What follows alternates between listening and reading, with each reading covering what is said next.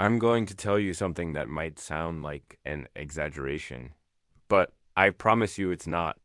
I took 15 self improvement habits and treated myself like a human science experiment, a lab rat with a vision board and a desperate need for change. And what happened over the next few months wasn't just interesting, it was borderline insane. It didn't just change my schedule, it rewired my entire existence from the inside out. If you think you know what a transformation looks like, I need you to forget it all and listen closely. Let's start with the first one. Something so simple it almost feels insulting to mention. Making the bed. I used to be one of those people who thought making the bed was for retired generals and people who have their lives way too together. It seemed pointless. You're just going to mess it up again in 16 hours, right? That was my logic. But then I forced myself to try it. Just for a week. That week turned into a month, and now it's a non negotiable part of my morning ritual. Here's the secret they don't tell you it has almost nothing to do with being neat. It's about psychological warfare against your own laziness. By smoothing those sheets and fluffing those pillows, you are proving to yourself within the first 5 minutes of being conscious that you are capable of completing a task. You are in control. That single action is the first micro win of the day, and it creates a powerful ripple effect. It's what I call the foundation of macro discipline. Because once your bed is made, a pristine island of order in your room, skipping the gym feels a little more criminal. Leaving dirty dishes in the sink suddenly feels off, like a betrayal of the standard you just set. You walk past that perfectly made bed later in the day, and it sends a quiet, powerful message back to your subconscious. You showed up for yourself today. You started strong. It's a small fix with a huge, life-altering win. Next, something that grounds you before the world tries to unground you. Bible reading and prayer. Before my fingers had the chance to mindlessly open TikTok or scroll through the chaos of YouTube, I made a pact with myself to open the Bible first. It wasn't about becoming a theologian overnight. Some days it was just 10 minutes. Other days, a single verse would hit me with such force that I had to just sit in complete silence afterward, letting it sink in, reflecting on what it truly meant for my life. After reading, I would pray. And this wasn't some formal, eloquent speech. Some mornings, my prayer was an overwhelming wave of gratitude for the air in my lungs. Other mornings, it was a raw, honest admission. Lord, I don't have it in me today. I am weak. Please help. That small, consistent habit anchored me in a way that ice baths and motivational speeches never could. Because let's be brutally honest, life will punch you in the face. It's not a matter of if, but when. The real question is, what were you anchored to before the hit came? Were you anchored to fleeting trends and shallow validation or something eternal? Reading scripture gives you a compass, a true north in a world that wants you to spin in circles. Prayer gives you a peace that defies your circumstances. It's the ultimate foundation. The third habit is about reclaiming the most valuable part of your day, waking up before the world. I know the idea of an early alarm sounds like a punishment. Waking up at 9 a.m. sounds like a luxury. Until you do the math and realize you're starting your day 3 full hours behind your future self. The person you claim you want to become. I used to be the guy who would roll out of bed late. My phone already screaming with notifications, immediately feeling overwhelmed and stressed. I was starting every single day by reacting to a world that had already been moving for hours. I was on defense from the moment I opened my eyes. Now, I'm not here to preach that you must wake up at 5 a.m. to run a marathon or do 100 burpees before sunrise. That's not the point. I'm just saying to wake up before the noise. Wake up when there's not one single ounce of manufactured sound, just pure, unadulterated quiet. The kind of profound quiet that feels like a clean slate for your soul. In that silence, you have the space to think, to plan, to just be before the demands of the world come crashing in. You get to set the tone for your day instead of letting the day's chaos set the tone for you. This leads directly to the fourth habit, phone-free walks. I want you to try something. Go on a walk and deliberately leave your phone at home. No music, no podcasts, no audiobooks. Just you, the rhythm of your footsteps, the air, and maybe that one squirrel who stares at you like it knows all your deepest, darkest secrets. The first few times you do this, it will feel incredibly weird. Your brain will start to glitch. You'll find your hand reaching for your pocket out of pure twitchy habit, searching for that phantom rectangle of distraction. And when you realize it's not there, you'll be left with a feeling many of us have been trained to fear. Straight up boredom. But that boredom is exactly where the magic starts. Because somewhere on that walk, when your mind is no longer being fed a constant stream of external content, your own ideas begin to surface. Your thoughts start to untangle themselves. Some of my most profound moments of clarity, my best video concepts, the solutions to problems that had been plaguing me for weeks, they didn't come from a book or a guru. They came to me 15 minutes into a peaceful, silent walk. So please do yourself a favor. Leave the AirPods at home. Walk with your own thoughts for a change. And maybe give a nod to that squirrel. He looks like he's been through a lot too. The fifth habit didn't just change how I work. It fundamentally changed who I am when I work. It's called the deep work hour. Now, don't let the name fool you. This isn't about working longer hours. In fact, it's the opposite. It's about working with such ferocious intensity that it feels like your soul is on a deadline. Before I implemented this, my workday was a joke. I would spend 5, maybe 6 hours working, which really meant I was bouncing between emails, social media, a few minutes of actual work, and then back to distractions. I was busy, but I wasn't productive. Now I block out one single focused hour. 1 hour where my phone is in the room, all notifications are off, and all browser tabs are closed. Distractions are declared illegal. And what's absolutely crazy is that in that one single uninterrupted hour, I consistently get more meaningful work done than I used to in an entire distracted afternoon. It's not about the quantity of time you put in, it's about the quality of your focus. Trust me on this, try it for a week. You will be so shockingly productive, it will almost scare you. Habit number 6, lift heavy weights. Look, let me be clear. I am by no means a gym bro. I don't own a single tub of pre-workout, and I have never once shouted, "Let's go," in the middle of a rep. But there is something primal, something borderline therapeutic about walking into a room full of heavy iron objects and deciding that you are strong enough to pick them up and put them back down. It's a simple, raw battle, you versus gravity. And in that battle, it somehow teaches you more about life than most books ever will. When I first started, I was lifting with the wrong intentions, probably trying to impress the ghosts of my high school insecurities. But after a few weeks of consistency, something shifted. It stopped being about how I looked. It became about focus, power, and resilience. Lifting weights became a physical manifestation of mental discipline. It taught me how to show up even when I desperately didn't feel like it. It taught me how to push through the burn when every fiber of my being wanted to quit. It is, without a doubt, one of the most effective ways to build physical and mental strength simultaneously. You're not just building muscle, you're building character. The 7th habit is so simple, it feels like a cheat code. Hydration. Think about it. Have you ever had one of those days where you feel irritable, unfocused, foggy, and just plain moody? You might think you're stressed or heartbroken, but there's a very high chance you're just dehydrated. Yeah, not emotionally broken, just overdue for a tall glass of water.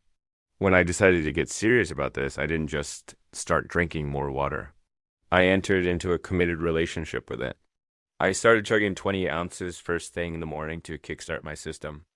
I kept a giant water bottle next to me at all times, like it was a security blanket for my nervous system. Here's the science. Your brain is essentially a complex sponge that runs on electrical signals. No water, no power. It's that simple. You're not tired, your brain is just buffering. Once I truly upped my hydration game, the change was undeniable. The persistent mental fog I thought was just part of being an adult completely vanished. My afternoon energy dips were drastically reduced. It's such a profoundly simple fix that it almost feels like a scam. So now I hydrate like it's my job. I treat water like a performance enhancing drug because that's exactly what it is. It enhances your focus, your skin, your mood, your muscle recovery, and even your metabolism. You drink enough of it, and suddenly you're walking around feeling like your brain just got a complete software update. Habit number 8, read 10 pages a day. And I'm not talking about tweets, Reddit threads, or news headlines. I'm talking about actual physical books, the kind with page numbers and a spine. When I first started, it felt almost laughably small. 10 pages? That's it? What could that possibly do? But something crazy started happening beneath the surface. The more I read, the more I started to think like someone with a long term memory and a coherent vision for the future. Instead of reacting to every notification and every fleeting trend like a squirrel on a triple shot of espresso, I found myself pausing, reflecting, and actually thinking deeply about things. And I'm not just talking about a self help overdose. One chapter of a solid, well written book, whether it's fiction, history, or philosophy, can rewire more neurons in your brain than an hour of passively watching motivational YouTube videos. I started to crave genuine growth instead of the cheap dopamine hit of TikTok reels. And let's be real about the math. Reading 10 pages a day doesn't sound life changing on its own, but it stacks. That's 300 pages a month. That's a full book. That's 12 books a year. You maintain that habit for just 3 years, and you've essentially given yourself an unofficial degree in not being mediocre. The ninth habit is about cleaning out your mental attic, journaling. I'll be honest, some days my journaling sessions felt like profound breakthrough therapy. Other days, my journal entries looked like the incoherent ramblings of a madman. But guess what? It worked every single time. Because the point of journaling isn't to write something beautiful or profound. The point is to write something true. It is the daily sacred practice of dumping your entire mental junk drawer onto a piece of paper and then sifting through all the messy, tangled stuff to find the one or two thoughts that are actually worth keeping. I would often start a session feeling confused, stressed out, and spiraling in anxiety. But by the end of just one page of frantic writing, things would feel lighter. It was like I just had a long, intense argument with myself, and finally, one, writing gave me the space to think without any interruption. There's no algorithm feeding you what to think next. No unsolicited opinions from strangers, just you, your unfiltered thoughts, and a blank page that offers zero judgment. This practice made me more honest with myself, more self aware, and it forced me to confront the uncomfortable truths I would usually avoid with distractions and snacks. Habit number 10 is one of the most powerful of all. Keep one small promise to yourself every single day. Most people go through their entire lives without realizing this. But your self worth, your confidence, and your entire reality are built on the foundation of how often you keep your own word. And no, this promise doesn't have to be some massive, earth shattering goal. In fact, it's better if it's something small and ridiculously doable. A promise like, I will not check Instagram before 10 a.m., or I will drink one full bottle of water before I have my morning coffee, or I will clean my room for 10 minutes before I start gaming with the guys. That one tiny promise. It's less about the specific action and more about what it proves to your subconscious.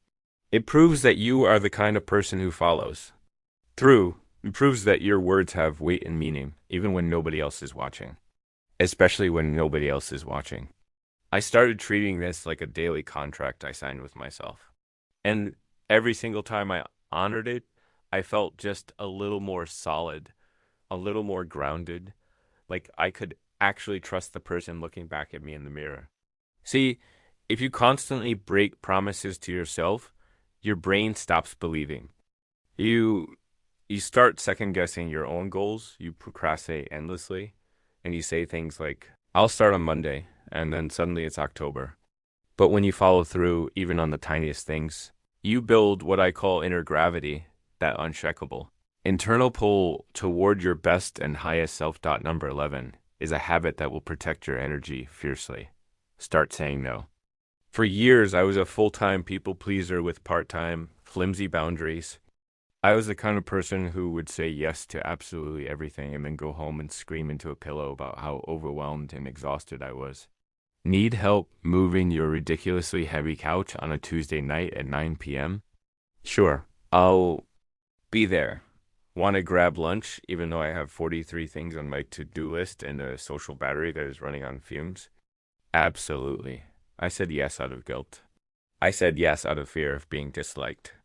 I said yes out of a toxic, deep-seated need for external validation. But here's what that behavior actually does. It systematically drains your life force and slowly teaches your brain that everyone else's priorities are more important than your own.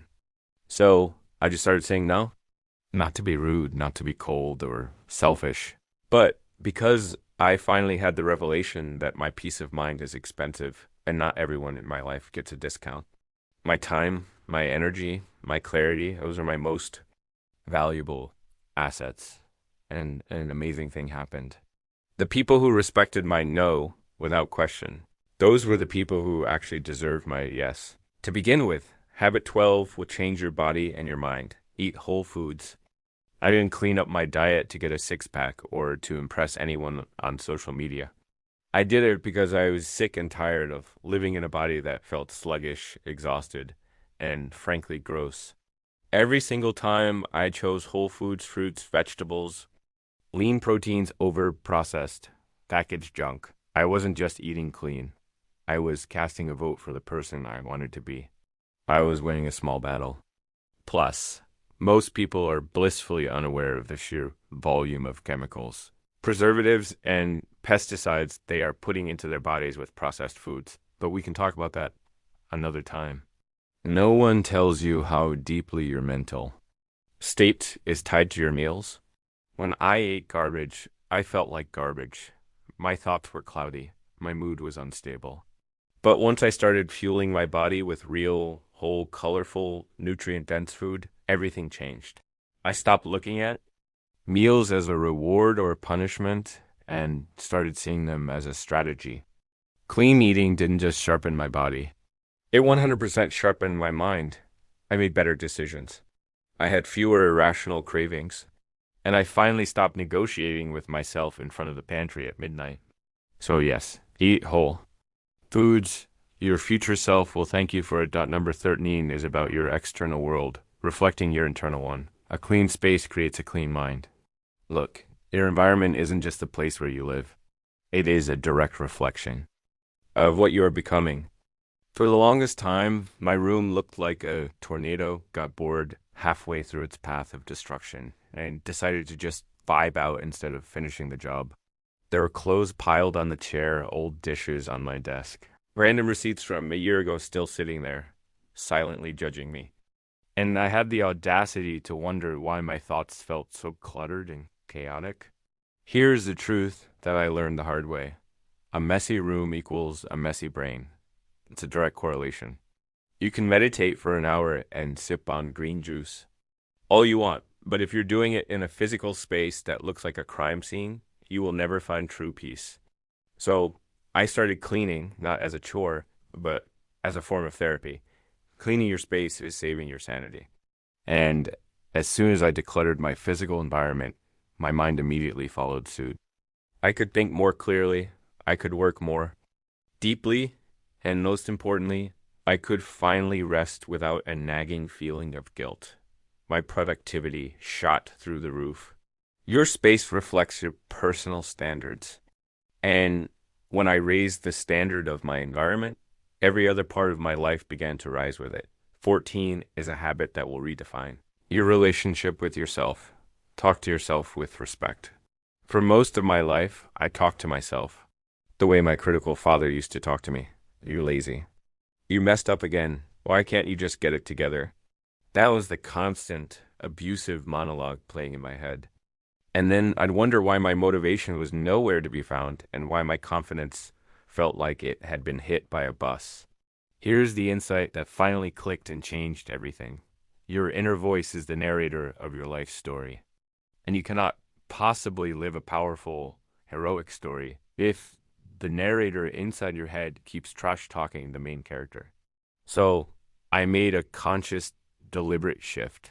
I started talking to myself like I was someone I was actively rooting for, like a coach talking to his star player. I began to treat my self talk like a training regimen. Every single word was either building me up or breaking me down. There was no neutral ground. And slowly but surely, that vicious inner critic transformed into a supportive inner coach. Now, I remind myself you don't have to be perfect and you don't have to have it all figured out right now. Because look, guys, the reality is you become what you consistently tell yourself you are. If you keep repeating the story that you're not good enough, don't be surprised when your life starts to perfectly reflect that belief. But if you speak to yourself with intention and respect, you start to build uncheckable self trust and you start making decisions that align with the person you truly want to be, not the person you used to be. And finally, the fifth, 10th habit, the daily self reminder that will force you to take control. No one is coming to save you. Man, this one hit me like a freight truck the first time I truly, deeply felt it in my bones. No one is coming. Not a perfect mentor, not a rich friend with insider secrets, not a lucky break. It is just you. You are the hero of your story, and you are also the rescue team. You are both. The moment I internalized that truth, I started taking radical, absolute ownership of everything in my life.